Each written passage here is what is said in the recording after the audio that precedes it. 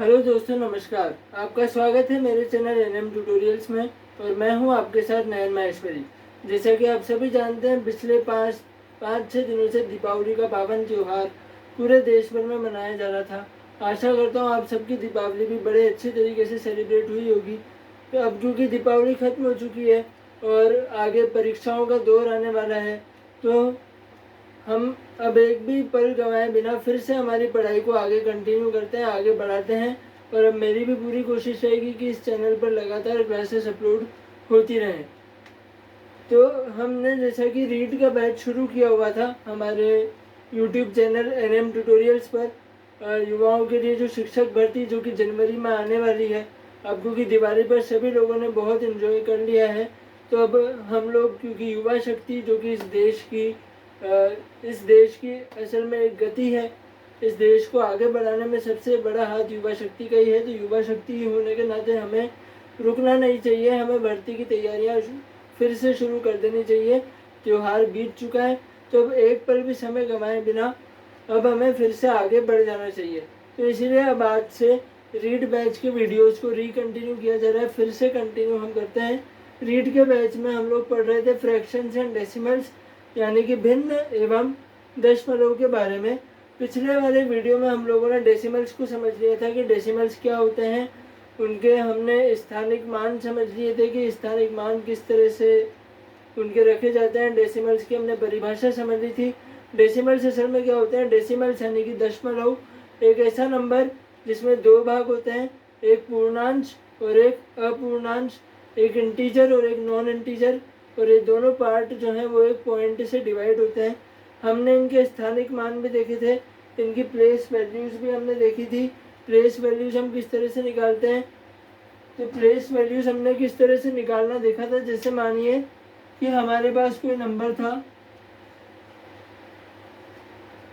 72.23, जैसे 72.23 या हमारे पास नंबर है। इसकी हमें प्लेस वैल्यू यानी कि इसका हमें अगर स्थानिक मान निकालना है तो हमने कैसे निकाला था? पॉइंट के लेफ्ट साइड में अगर कोई हमारे पास पॉइंट के लेफ्ट साइड में जो नंबर है उसको, तो पॉइंट के बाईं तरफ, ये हमारा डेसिमल का दशमलव का पॉइंट है, इसके बाईं तरफ जो नंबर है यहाँ पर हम कैसे गिनते हैं? यहाँ पे तो हम नॉर्मली गिनते हैं हमारा इकाई संख्या और दहाई संख्या, वंस और टेंस। तो 7 का यहाँ पर प्लेस वैल्यू यानी कि स्थानिक मान क्या था? यहाँ पर था 70। 2 का क्या था? 2 ही था, क्योंकि ये हमारा इकाई संख्या है, इसका स्थानिक मान 2। ये हमारी दहाई संख्या है, तो दहाई संख्या है तो 7 को 10 से गुणा करके 70 आ जाएगा इसका स्थानिक मान। और जो हमारे दशमलव के राइट साइड में, डेसिमल के राइट साइड में जो नंबर है, इसका हम कैसे निकालते थे? ये 2 का हम स्थानिक मान कैसे लिखेंगे? 2 का स्थानिक मान, तो 2 का स्थानिक मान हमारे पास होगा 2/10। और इसी तरह से 3 के स्थानिक मान हमारे पास क्या होगा? 3/100। इस तरह से हम लोगों ने पिछले वीडियो में स्थानिक मान यानी कि प्लेस वैल्यूज निकालना सीखा था। इसके बाद हम लोगों ने बात की थी डेसिमल के एडिशन की और सब्ट्रैक्शन की। दशमलव को जोड़ते कैसे हैं और उन्हें घटाते कैसे हैं, यह हमने पिछले वीडियो में देख लिया था। आज इस वीडियो में हम आगे बढ़ाते हैं डेसिमल्स के पोर्शन को, और आज हम बात करेंगे दशमलव के गुणनफल यानी कि डेसिमल्स के मल्टीप्लिकेशन के बारे में। तो 2 डेसिमल्स को कैसे मल्टीप्लाई किया जाता है, हम देखते हैं कि 2 डेसिमल्स को कैसे मल्टीप्लाई किया जाता है। तो मान लीजिए हमारे पास 2 दशमलव संख्याएं हैं। मान लीजिए हमारे पास है, मैं पहले छोटी ही संख्याएं ले लेता हूँ, जैसे कि ये हमारे पास है 1.5 और हमारे पास है 2.5। ये हमारे पास 2 दशमलव संख्याएं हैं। 2 डेसिमल से 1.5 और 2.5, 1.5 और 2.5। हम इसे कैसे गुणा करेंगे? तो बिल्कुल हम इसे पहले तो हम इसे नॉर्मल मल्टीप्लिकेशन की तरह गुणा कर देते हैं। जैसे हम नॉर्मल गुणा करते हैं बिल्कुल वैसे हम इसे गुणा कर देंगे। तो कैसे होगा? पहले तो आप भूल जाइए कि यहाँ पे कोई पॉइंट लगा हुआ है, भूल जाइए। वैसे तो पॉइंट है, पर पहले शुरुआत में हम भूल जाते हैं कि यहाँ पे कोई पॉइंट लगा हुआ है। मान लीजिए कि हमें 15 और 25 को गुणा करना है, तो हम कैसे गुणा करेंगे इसको? नॉर्मली गुणा करते हैं, पहले 5 को ऊपर वाले से करते हैं, तो 5 पंजे 25, 5 पंजे 25 और 5, अब देखिए 5 पंजे 25 और 5 एकम 5 और 2 7, 5 एकम 5 और 2 7। अब यहाँ पर 5 पंजे 25 और 5 एकम 5 और 2 हो गए 7। बीच में क्योंकि यहाँ पे पॉइंट लगा हुआ है, तो अब हम यहाँ पे पॉइंट लगा देंगे। ये हमने पॉइंट लगा दिया, ये तो आ गया हमारे पास 7.5। अब नीचे हमने क्रॉस किया, अब 2 को हम इससे करेंगे। अब हम 2 को किससे करेंगे? 2 को इस 1.5 से करते हैं, तो 2 पंजे 10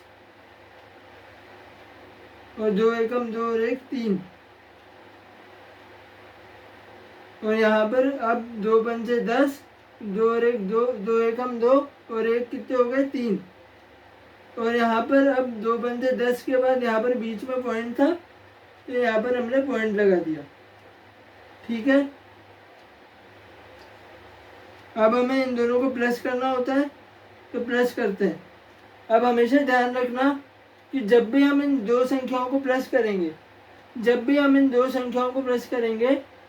तो चलिए पहले तो मैं नॉर्मली प्लस कर देता हूँ, फिर आपको पॉइंट का सिस्टम बताता हूँ। तो पहले नॉर्मली प्लस कर देते हैं, तो 5 के नीचे कुछ भी नहीं है, तो 5, 7 और 0 हो गए 7, और यहाँ पर हो गए 3।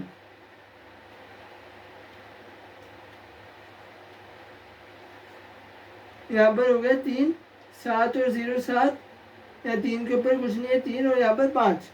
ये हमारे पास आंसर आया 375। अब ये बताइए कि इसमें पॉइंट कहाँ पर लगेगा? 5 के पहले लगेगा या यहाँ पर 7 के पहले लगेगा? तो ये हम कैसे पता करें? तो जब भी आप देखिए, दोनों आंसर आने के बाद जब भी हम लोग क्या करेंगे, जब भी हम लोग इसको प्लस करेंगे, तो हमें क्या करना है? हमें ऊपर वाली संख्या पे जो पॉइंट है, इस पॉइंट को हमें इग्नोर करना है। इस पॉइंट से हमें कोई मतलब नहीं है। हमें ये देखना है कि जो नीचे वाली हमारी जो ये संख्या है ना, ये दूसरी वाली संख्या, इसका पॉइंट हमारे पास कहाँ पे आ रहा है? इसका पॉइंट हमारे पास आ रहा है इस जगह पर, 0 के बाद पॉइंट आ रहा है। तो ये वाला जो पॉइंट है ना, बिल्कुल इसकी सीध में यहाँ पर पॉइंट आ जाएगा। ठीक है, जो सबसे नीचे वाली संख्या, जैसे मान लो अगर यहाँ पे 3 पद होते, अगर यहाँ पर 2.5 की जगह 23.5 या 2.5 3, ऐसे अगर 3 नंबर होते, तो यहाँ पर तीन संख्याएं बनती। तो उसमें भी सबसे आखिरी वाला जो होता ना, सबसे आखिरी वाला जो पोर्शन बनता है, उसके पॉइंट को देखेंगे और उसके पॉइंट की सीध में एक पॉइंट लगा देंगे। एक तरीका तो ये है। और अगर आपको फिर भी डाउट हो रहा है कि आपने यहाँ पे पॉइंट सही लगाया है या नहीं लगाया है, तो दूसरी बार हम कैसे इसको चेक करेंगे? देखो, हमारे पास यहाँ पे 2 नंबर है। पहला तरीका तो है कि आप ये नीचे वाली संख्या को देख लीजिए, यहाँ पे जो पॉइंट है इसकी सीध में पॉइंट उतार दो। या फिर दूसरा तरीका कैसा है? दूसरा तरीका क्या है, जो कि इसका सही तरीका भी है? दूसरा तरीका, हमारे पास यहाँ पे 2 संख्या है, 1.5 है और 2.5 है। पहली संख्या जो है हमारे पास 1.5, पहली संख्या 1.5 में पॉइंट के बाद कितनी संख्या है? पॉइंट के बाद यहाँ पे 1 संख्या है, और 2.5 में भी पॉइंट के बाद यहाँ पे 1 नंबर है। तो 1 संख्या यहाँ पे और 1 संख्या यहाँ पे, टोटल कितने नंबर हो गए? टोटल हमारे पास 2 नंबर हो गए। 1 नंबर ये वाला 5 और 1 नंबर ये वाला 5। हमें दोनों संख्याओं के गिनने की टोटल कितने नंबर हो गए? ऊपर वाली संख्या में पॉइंट के बाद 1 नंबर और नीचे वाली संख्या में पॉइंट के बाद 1 नंबर। तो यहाँ पे 1 नंबर, यहाँ पे 1 नंबर, टोटल 2 नंबर है।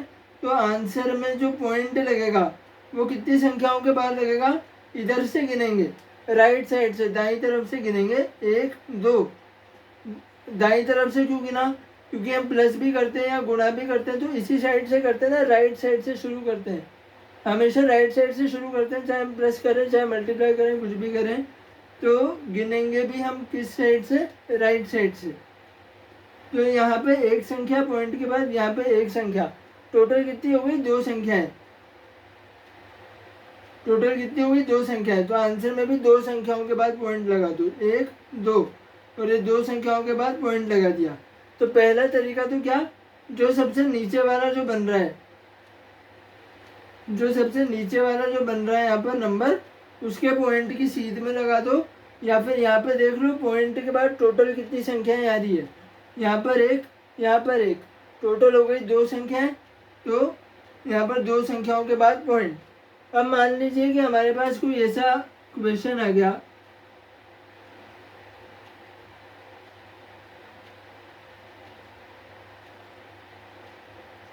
एक 1.5 इंटू 27, हमारे पास कोई ऐसा क्वेश्चन आ गया 1.5 इंटू 27। तो हमें क्या करना है, 1.5 इंटू 27 को हमें कैसे सोल्व करना है। अब इसको हम कैसे करेंगे,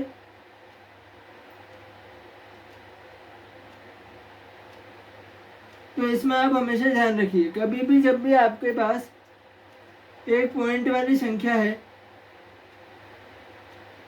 आपके पास एक पॉइंट वाली संख्या है और एक हमारे पास संख्या है जिसमें कोई बिल्कुल एक भी पॉइंट नहीं है, तो आप लोग कैसे करेंगे, या तो अगर आपको इसकी डायरेक्ट टेबल आती हो, डायरेक्ट पहाड़ा आता हो, तो आप डायरेक्ट इसको गुणा कर सकते हैं। लेकिन अगर आपको इसका डायरेक्ट टेबल नहीं आता, तो आप क्या करेंगे, इसको मल्टीप्लाई करने के लिए, तो इसको मल्टीप्लाई करने के लिए हमेशा ये जो नंबर है ना जिसमें डेसिमल नहीं है, जिसमें दशमलव नहीं है, उसे ऊपर रखो, उसे ऊपर रखा और इस वाले को नीचे रख लो।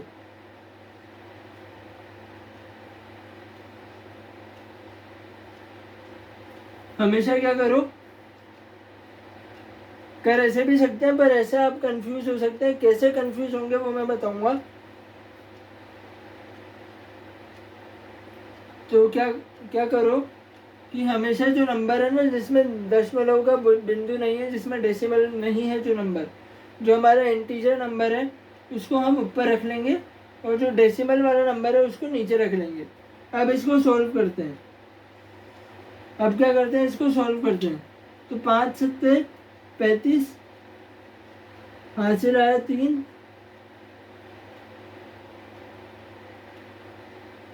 हासिल आया 3, 5 दूनी 10 और 3 13, ये तो आ गया कितना, 135।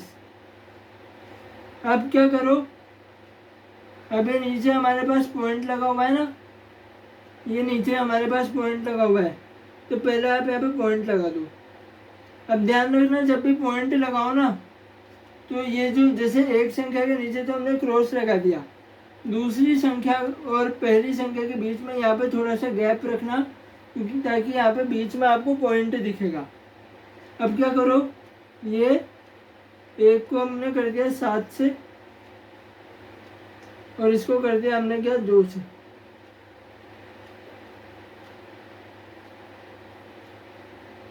क्या कर दिया, एक को हमने कर दिया 7 से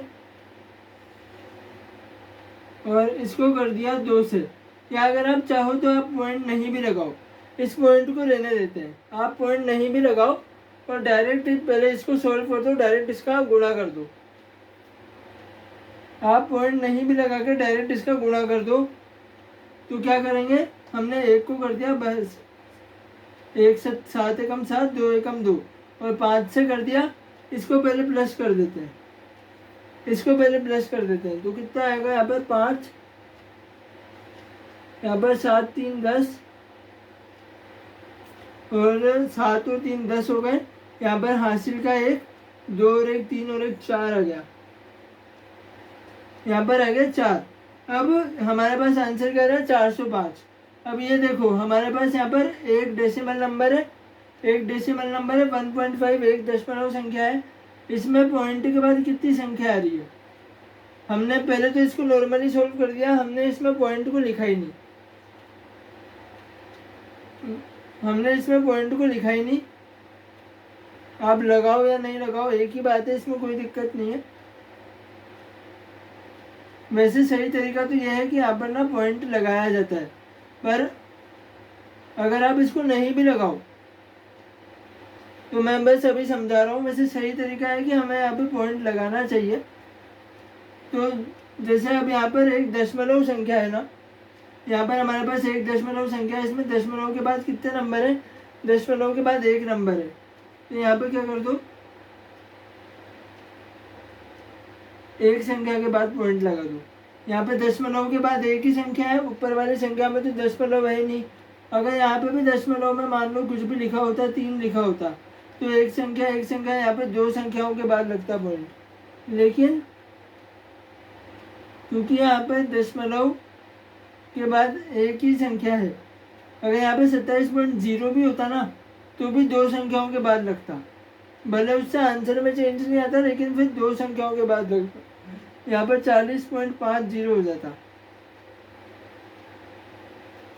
पर क्योंकि यहाँ पे कुछ भी नहीं है दशमलव में, और यहाँ पे दशमलव के बाद हमारे पास कितनी संख्या है, एक संख्या है, तो यहाँ पे दशमलव के बाद एक संख्या, मतलब एक संख्या के बाद दशमलव लगा दो, तो आंसर क्या आ जाएगा अपने पास 40.5।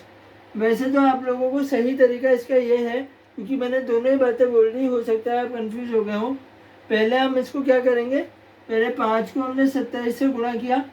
अब 5 को जब 27 से किया ना, 5 7 35 और 5 दूनी 10 और 3 13। अब ये 3 और 5 के बीच में ना ज़रा सी जगह छोड़ दो, ज़रा सी यहाँ पे बीच में स्पेस रखना। स्पेस क्यों रखनी है, क्योंकि जब हम क्रॉस लगाएंगे ना, ये बीच में पॉइंट आ रहा है, उस पॉइंट को आप यहाँ पे रखो, बीच में पॉइंट आ रहा है, उस पॉइंट को आप यहाँ पे रखो, तो पॉइंट, फिर इसकी सीध में हम पॉइंट को लिख सकते हैं। जैसा कि मैंने इसमें भी बताया था कि हमें नीचे वाले नंबर में देखना है पॉइंट का है, और उसकी सीध में पॉइंट को लिख देना है। पर यहाँ पे हमारे पास यहाँ पे पॉइंट है, तो इसकी सीध में हमने पॉइंट को लिख दिया। या फिर हमें ये देख लेना है, अगर आप पॉइंट नहीं लगाते, अगर आपको पॉइंट की याद नहीं भी रहती, तो बाद में भी पॉइंट लगा सकते हो। एंड में आप क्या करो, यहाँ पे देख लो दशमलव के बाद कितनी संख्या है, तो यहाँ पे दशमलव के बाद एक संख्या है 40.5, एक संख्या है दशमलव के बाद, तो ये एक संख्या के बाद हमने क्या लगा दिया, पॉइंट लगा दिया। याद रखना संख्या हमें राइट साइड से दाईं तरफ से काउंट करनी है। अब मैंने इसको इस तरह से क्यों सॉल्व नहीं किया, मैंने इसको 1.5 को नीचे क्यों लिखा, ऊपर क्यों नहीं लिखा, क्योंकि अब उससे क्या कन्फ्यूजन होती है वो मैं बताता हूँ। जैसे अगर हम इसे करें तो 7 पंजे 35, फिर पॉइंट लगा, 7 एकम 7 और 3 10, ये 10.5, फिर इंटू, फिर 2 पंजे 10, फिर यहाँ पे पॉइंट लग जाएगा, 2 पंजे 10 और यहाँ पे पॉइंट लग जाएगा, और 2 एकम 2 और 1 3। फिर क्या करेंगे,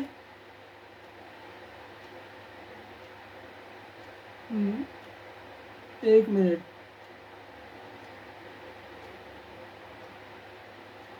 हाँ सही है,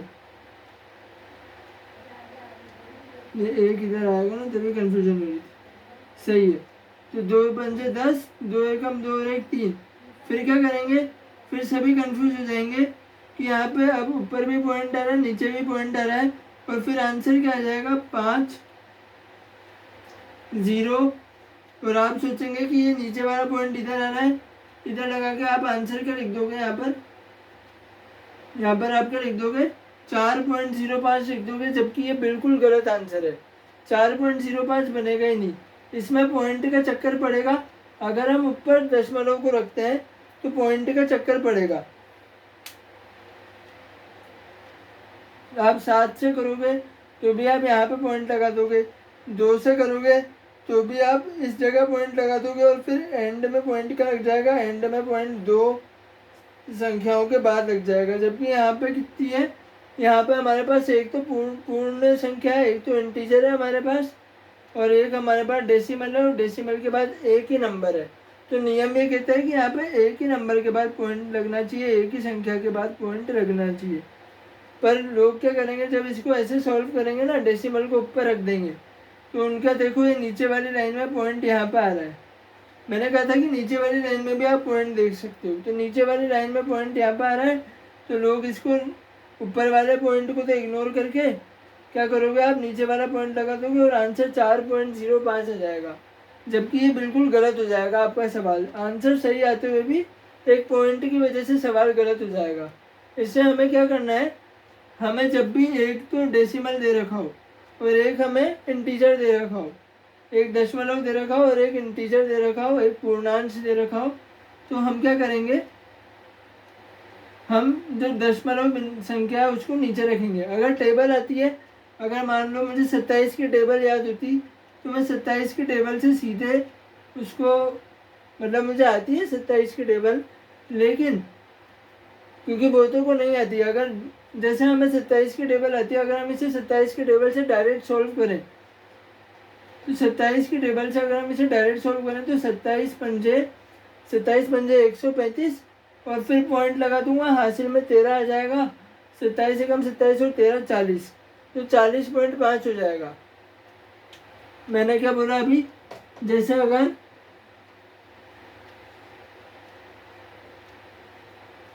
मैं इसको 27 की टेबल से सीधे करूं तो 27 पंजे 135, यहाँ पे 13 आ जाएगा। 27 पंजे कितने होते हैं, 135, तो 27 पंजे 135, 13 आ गया। 27 से कम 27 और यहाँ पे पॉइंट लग गया बीच में, 27 से कम 27 और 13 कितने हो गए, 40। अब इससे भी आंसर क्या आ रहा है, 40.5। लेकिन जब हम इस तरह कर रहे हैं ना, जब हम दशमलव को ऊपर रख रहे हैं और हम बिना 27 की टेबल याद करे जब एक एक नंबर से कर रहे हैं, तो क्या हो रहा है कि हमारा आंसर क्या बन रहा है, 4.05 बन रहा है, जो कि बिल्कुल गलत है। इससे जब भी आपको टेबल ना आती हो, जो हमारे पास इंटीजर नंबर है, अगर उसकी टेबल आपको नहीं आती, तो सबसे अच्छा तरीका है इंटीजर नंबर को आप ऊपर की साइड रखो और डेसिमल को नीचे की साइड रखो और फिर सॉल्व करो।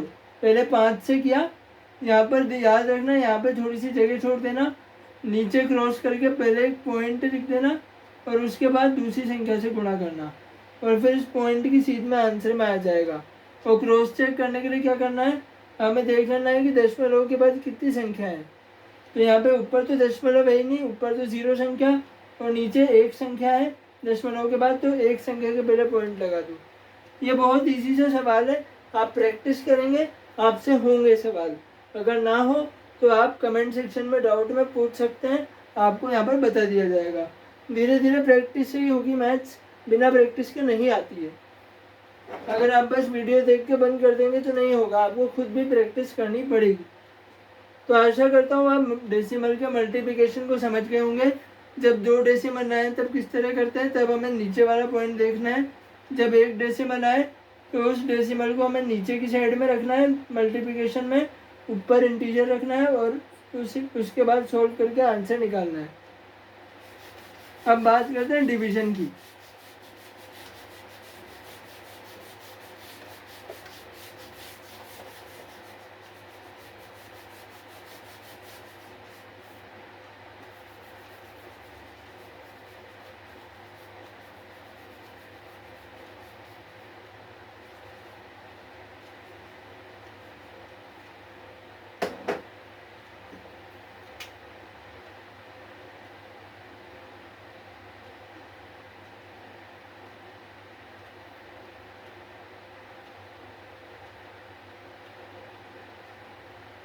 अब बात करते हैं हम डिवीजन की कि डिवीजन कैसे करते हैं। डिवीजन यानी दशमलव का भागफल।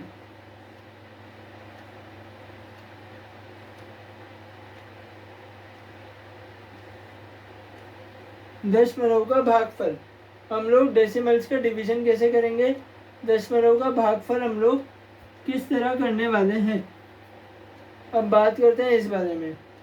तो भागफल में क्या करेंगे, पहले हम केस देखते हैं कि अगर हमारे पास एक दशमलव है और एक इंटीजर यानी कि पूर्णांश है, एक डेसिमल नंबर और एक इंटीजर। तो चलिए देखते हैं। मान लीजिए हमारे पास है ऊपर है हमारे पास 45 और नीचे है हमारे पास 1.5। ऊपर है हमारे पास 45, नीचे है हमारे पास 1.5। ठीक है, नीचे वाली संख्या में पॉइंट लग रहा है और ऊपर हमारे पास क्या है, इंटीजर है। अब अगर ये 1.5 ना होकर 15 होता तो हम डायरेक्ट इसको भाग दे देते, 15 तिया 45, 3 आंसर आ जाता। पर अब कैसे भाग देंगे जब यहाँ पर नीचे वो दशमलव में है। तो आपको भाग देने के लिए क्या करना है, आपको भाग देने के लिए सिंपली पहले तो पॉइंट हटा देना है। हमने पॉइंट हटा दिया। अब पॉइंट हमारे पास कहाँ पे था, पॉइंट हमारे पास यहाँ पे था। ठीक है, पॉइंट के बाद हमारे पास कितनी संख्या आ रही है पहले ये बताओ। पॉइंट के बाद हमारे पास आ रही है एक संख्या, पॉइंट के बाद केवल 5 आ रहा है, एक संख्या आ रही है। तो हम पहले तो पॉइंट हटाएंगे। हमने पॉइंट हटाया और पॉइंट के बाद क्योंकि एक ही संख्या थी इसलिए यहाँ पे कितने जीरो,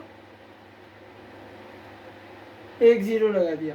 अगर मान लीजिए कि हमारे पास यहाँ पे पॉइंट और यहाँ पे अगर दो संख्या होती, अगर ये 1.52 होता, 1.52 होता, तो हम क्या करते हैं, हम फिर जब ये पॉइंट हटाते ना तो पॉइंट के बाद कितनी संख्या थी, दो संख्या, तो यहाँ पर कितने जीरो लगते, यहाँ पे 2 जीरो लगते। मतलब यहाँ पे दशमलव के बाद जितनी भी संख्याएं हैं, आपको क्या करना है, दशमलव के बाद जितनी भी संख्याएं हैं उतने ही जीरो ऊपर लगा के नीचे का पॉइंट हटा देना है। अगर दशमलव के बाद एक संख्या है तो ऊपर एक जीरो, अगर दशमलव के बाद दो संख्या है तो ऊपर 2 जीरो। ठीक है, ये 2 हटा देते हैं। हमारे पास था क्या, हमारे पास था 1.5, तो 1.5 था तो पॉइंट हटा के हमने यहाँ पर एक जीरो लगा दिया। अब इसको डायरेक्ट, अब ये बन गया 15, ये बन गया कितना 450। अब हम इसको डायरेक्ट डिवाइड कर सकते हैं। डायरेक्ट डिवाइड करेंगे तो कैसे होगा, 15 से 45 होगा, 4 तो हो नहीं सकता, 15 से 45 को डिवाइड किया तो 15 तिया 45, 3 आ गया और आगे जीरो है, आंसर कितना आ गया 30। ये तो हो गया पहला केस। अब दूसरा केस देखिए,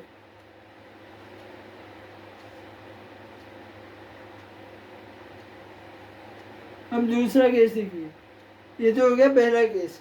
अब मान लीजिए हमारे पास दोनों साइड डेसिमल है, दोनों तरफ दशमलव है।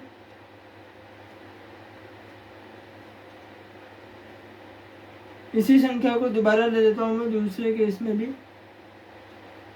मान लीजिए ऊपर भी हमारे पास कितना है, 4.5 है और नीचे भी कितना है, 1.5। अब पहले सिर्फ नीचे था हमारे पास पॉइंट, अब दोनों तरफ पॉइंट है, ऊपर भी पॉइंट है, अंश में भी पॉइंट है, न्यूमरेटर में भी, और नीचे हर में यानी डिनोमिनेटर में भी क्या है, पॉइंट है। तो इसी को हम क्या करेंगे, इसमें हम क्या करेंगे, अभी तो जब ऊपर पॉइंट नहीं था तो हम नीचे का पॉइंट हटा के एक जीरो लगा रहे थे, लेकिन अब दोनों में पॉइंट है।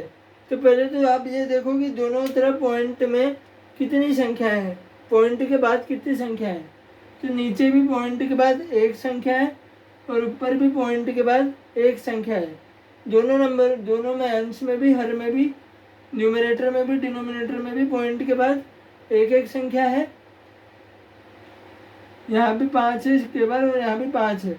तो हम क्या करेंगे, क्योंकि दोनों में एक ही संख्या है पॉइंट के बाद, इसलिए दोनों के पॉइंट को हम एक साथ ही हटा के इसको डायरेक्ट डिवाइड कर देंगे।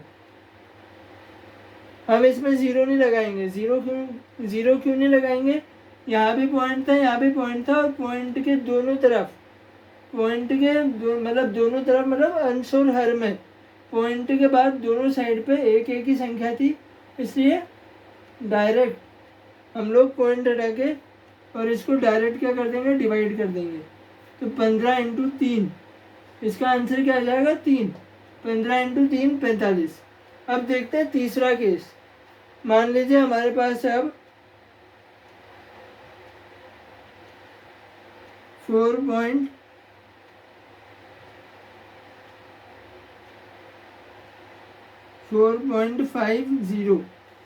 ठीक है, मैंने यहाँ पर एक ज़ीरो और लगा दिया, यहाँ पर मैंने लगा दिया एक ज़ीरो, और नीचे मैं वही लिख रहा हूँ अपना 1.5।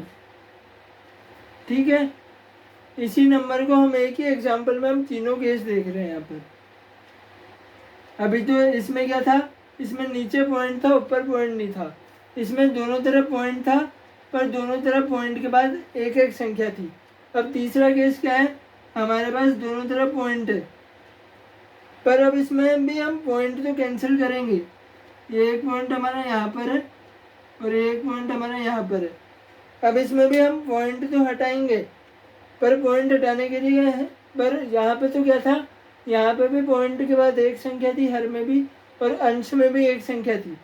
अब यहाँ पे क्या है, नीचे डिनोमिनेटर में तो पॉइंट के बाद एक संख्या है और न्यूमरेटर में पॉइंट के बाद दो संख्या है। यहाँ पे दो संख्या है, यहाँ पे एक संख्या है। तो देखो अब हम क्या करेंगे, हमने पॉइंट हटाए, नीचे का भी हटाया, ऊपर का भी हटाया। अब नीचे तो एक संख्या थी लेकिन ऊपर दो संख्याएं थी, ऊपर ज़्यादा संख्या है ना, ऊपर दो संख्याएं हैं, तो हमें नीचे भी दो संख्याएं बनानी पड़ेगी। तो नीचे कैसे बनाएंगे हम, ये हमने पॉइंट हटाया, नीचे का भी हटाया, ऊपर का भी हटाया। अब ऊपर दो संख्याएं थी ना, तो नीचे भी हमें दो संख्याएं बनाने के लिए क्या करेंगे,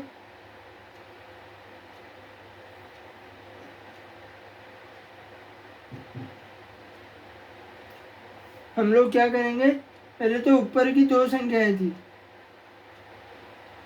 तो ऊपर की अगर दो संख्याएं थी तो नीचे पहले दो, यहाँ पे क्या करेंगे,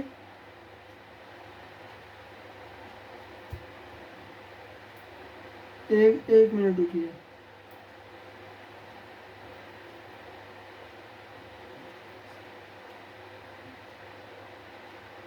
यहाँ पे क्या करेंगे, ऊपर दो संख्याएं थी ना, तो नीचे कितने जीरो लगा देंगे हम, नीचे दो जीरो लगा देंगे। नीचे कितने जीरो लगा देंगे, नीचे दो जीरो लगा देंगे।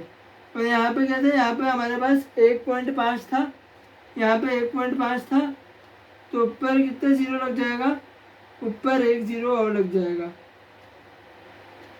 ठीक है, नीचे लग गया हमारे पास दो जीरो, और ऊपर कितना लग गया, एक जीरो और लग गया। तो अब आंसर कितना आएगा, नहीं रुकिए, थोड़ी सी मुझसे गलती हो गई है, आई एम सॉरी, थोड़ी सी मुझसे गलती हो गई है।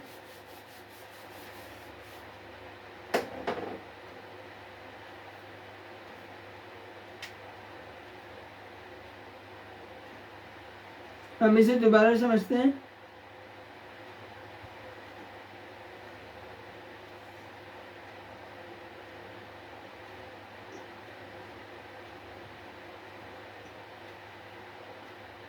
वैसे वो सही था, एक्चुअली वो सही था, पर मैं थोड़ा सा उलझ गया था, वो सही ही था। तो हमारे पास देखो, ऊपर हमारे पास क्या है, यहाँ पर पॉइंट है, नीचे हमारे पास यहाँ पर पॉइंट है। ठीक है, तो हम लोग इसमें क्या करेंगे, हम लोग पहले पॉइंट हटाएंगे। ठीक है, या फिर अभी इसको लगे रहने देते हैं। हम लोग पहले पॉइंट हटाएंगे, पहले हमने ऊपर वाला पॉइंट हटाया। ठीक है, ऊपर वाला हम लोगों ने पॉइंट हटाया। ऊपर वाले पॉइंट में इसको भी हटा देते हैं। ऊपर वाले पॉइंट के बाद कितनी संख्याएं थी, दो संख्याएं थी ना, यहाँ पे दो जीरो लग जाएंगे। ठीक है, यहाँ पे क्या लग जाएंगे, यहाँ पे दो जीरो लग जाएंगे। और यहाँ पे कितनी थी, 1.5 था नीचे, नीचे कितना था, 1.5 था। पॉइंट के बाद एक संख्या थी, तो यहाँ पे पॉइंट हटाया तो एक संख्या थी, तो ऊपर कितना लग जाएगा, ऊपर एक जीरो लग जाएगा। लग गया। जब भी हमारे पास अगर दोनों में, अंश में और हर में, पॉइंट के बाद समान समान संख्या हो, जैसे कि यहाँ पे था, यहाँ पे हमारे पास 4.5 था और 1.5 था, दोनों साइड में पॉइंट के बाद एक एक ही संख्या थी, तो हमने डायरेक्ट पॉइंट कैंसिल कर दिए थे। लेकिन यहाँ पे हमारे पास ऊपर दो संख्याएं थी और नीचे एक संख्या थी, तो हमें क्या करना है, हमें पॉइंट हटाना है। ऊपर दो संख्याएं थी तो नीचे दो जीरो लगेगी, और नीचे क्योंकि एक संख्या थी तो ऊपर कितनी लगेगी, ऊपर दो जीरो लग जाएगी, नहीं सॉरी, ऊपर एक जीरो लगेगी। नीचे एक संख्या थी तो ऊपर 1 0 लगेगी। और ऊपर क्योंकि दो संख्याएं थी 4.50 था ना, 50 था, यहाँ पे पॉइंट था 4.50 था, ये 0 तो मैंने बाद में लगाई, 4.50 था। तो ऊपर दो संख्याएं थी तो नीचे 2 0 आ गई, और नीचे 1.5 था, एक संख्या थी तो ऊपर 1 0 आ गई। अब हम इसको क्या कर लेंगे, अब हम इसको डायरेक्ट डिवाइड करके आंसर क्या आ जाएगा, आंसर आ जाएगा 3। आंसर कितना आ गया, 3 आ गया। ठीक है, आंसर कितना आ गया, आंसर आया है हमारे पास 3। ठीक है, आई होप आप समझ गए होंगे। जब भी या तो केवल नीचे दशमलव हो तो हमें नीचे का पॉइंट हटा के ऊपर 0 लगानी है। अगर दोनों तरफ दशमलव है तो हमें क्या देखना है, हमें देखना है कि क्या अंश और हर में दशमलव के बाद आने वाली संख्याओं की संख्या, दशमलव के बाद आने वाली संख्याओं मतलब डेसिमल्स के बाद कितनी डिजिट आ रही है, कितनी संख्या आ रही है, अगर वो सेम है, जैसे यहाँ पे 4.5 1.5, यहाँ भी पॉइंट के बाद एक संख्या थी, यहाँ भी पॉइंट के बाद एक संख्या थी, तो हमें सीधे पॉइंट कैंसिल कर हटा के, हमें सीधे पॉइंट हटा के बिना 0 लगाए सीधे डिवाइड करना है। और इसमें क्या था, इसमें हमारे पास क्वेश्चन भी मैं इधर लिख देता हूँ।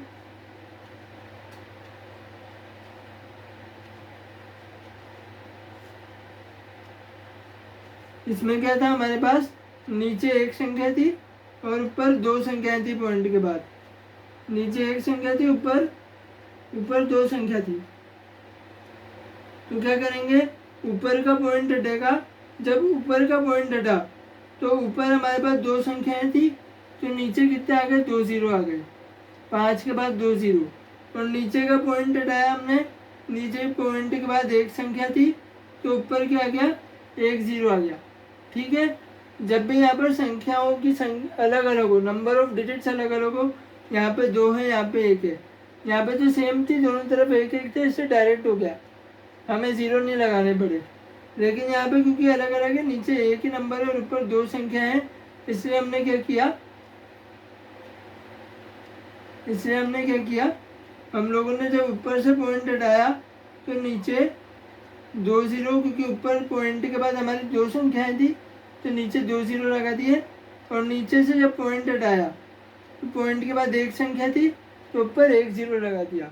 पॉइंट के बाद जितनी संख्याएं हैं हमें उतने 0 ऊपर लगा देना है। हर में जितनी संख्या है पॉइंट के बाद उतने 0 अंश में लगेंगे, और अंश में यानी न्यूमरेटर में जितनी नंबर्स हैं पॉइंट के बाद उतने 0 डिनोमिनेटर में यानी हर में लगेंगे। तो आशा करता हूँ आपको ये जो तीनों केस हैं वो समझ में आ गए होंगे डिवीज़न के। आप लोग सवालों के जो डिवीज़न और मल्टीप्लिकेशन के सवाल हैं उनकी प्रैक्टिस कीजिए, धीरे धीरे ज़रूर आएंगे। अगर नहीं आते हैं तो आप कमेंट सेक्शन में बता सकते हैं। अगर कोई सवाल आपको ऐसा मिला जो नहीं आ रहा है तो आप कमेंट सेक्शन में बता सकते हैं। अगले वीडियो में आपको आपके उस सवाल को सॉल्व करने से ही अगले वीडियो की शुरुआत होगी। तो अभी आज के वीडियो में इतना ही रखते हैं। अगले वीडियो में हम लोग बात करेंगे डेसिमल्स में आगे, डेसिमल्स के एक्सपेंशन की, कि किस तरह से डेसिमल्स को हम एक्सपेंड करते हैं, डेसिमल्स को फ्रैक्शन में बदलना, उसे सॉल्व करना, और आगे और भी जो टॉपिक्स होंगे उससे रिलेटेड। और फिर हम डेसिमल्स के पोर्शन को ख़त्म करके फ्रैक्शन और डेसिमल के जो पिछले 10 साल के जो प्रीवियस ईयर पेपर के जो क्वेश्चन है उनका सल्यूशन का मैं एक वीडियो बनाऊंगा, और वो उस वीडियो के बाद, उस पेपर के सल्यूशन के बाद हम अगले चैप्टर की तरफ आगे बढ़ेंगे। तो अभी आज की वीडियो में इतना ही रखते हैं। अगली वीडियो आपको 2 दिन बाद यानी कि परसों शाम तक मिलेगी। तब तक आप ये वीडियो देखिए, प्रैक्टिस कीजिए मल्टीप्लिकेशन और डिवीजन के सवालों की। इससे पहले वाले वीडियो में भी जो स्थानिक मान बताए थे, एडिशन सब्ट्रैक्शन बताया था, उसकी प्रैक्टिस कीजिए। कोई सवाल नहीं आया तो कमेंट सेक्शन में लिखिए, कमेंट सेक्शन में बताइए कि ये सवाल है। और अगर आप कोई चैप्टर पढ़ना चाहते हैं फ्रैक्शन एंड डेसिमल्स के बाद कि मुझे ये चैप्टर पढ़ना ही है, तो वो अगर आपको कोई चैप्टर समझ में नहीं आ रहा है तो आप उस चैप्टर का नाम भी कमेंट सेक्शन में लिख सकते हैं कि आप वो चैप्टर पढ़ना चाहते हैं। फ्रैक्शन एंड डेसिमल के बाद उस चैप्टर को शुरू किया जाएगा। जो भी सजेशन पहले आएगा उसे हम शुरू करेंगे। तो फिलहाल आज के वीडियो में इतना ही। प्रैक्टिस करते रहिए, सवाल आते जाएंगे। रीट कोई टफ नहीं है, रीट में बहुत इजी टॉपिक्स हैं। और फ्रैक्शन एंड डेसिमल तो लेवल 1 और लेवल 2 दोनों में है, तो दोनों ही लेवल्स के स्टूडेंट से मेरा रिक्वेस्ट है ज़्यादा से ज़्यादा प्रैक्टिस कीजिए ताकि रीट एक बार में प्री क्लियर हो सके। प्री बहुत ही ईजी पेपर आता है, कोई टफ नहीं है, बहुत आराम से आप उसको सॉल्व कर सकते हो। मैथ्स के जो क्वेश्चंस होते हैं उनका भी लेवल ज़्यादा हाई नहीं होता, बहुत इजी टाइप के आते हैं। मेंस में ज़रूर थोड़ा सा लेवल बढ़ जाता है, पर प्री का जो पेपर होता है वो बहुत इजी आता है। आप आराम से थोड़ी अच्छे से तैयारी करके आप आराम से, अभी 2 महीने हैं, जनवरी में पेपर है, आराम से उस पेपर को क्लियर एक बार में कर सकते हैं। तो प्रैक्टिस करते रहिए। मिलेंगे आपसे अगले वीडियो में। कुछ भी डाउट हो कमेंट सेक्शन में ज़रूर बताइएगा। तो आज के लिए बस इतना ही, अगले वीडियो में मिलते हैं, तब तक के लिए नमस्कार।